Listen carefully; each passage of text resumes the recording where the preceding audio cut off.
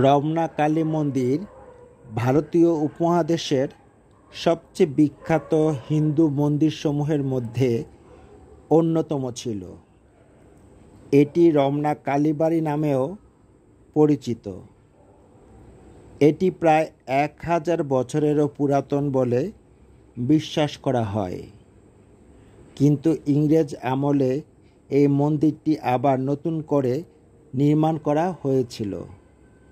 বাংলাদেশের রাজধানী ঢাকার রমনা পার্কের, যার বর্তমান নাম সোহরাওয়ার্দী উদ্যানের বহির্ভাগে অবস্থিত এই রমনা কালী মন্দির।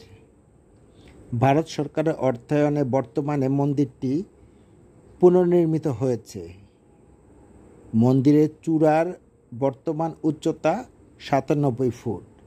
পুরাতন রমনা কালী মন্দিরটি বাংলার নিজস্ব স্থাপত্য রীতির দুর্লভ নিদর্শন ছিল।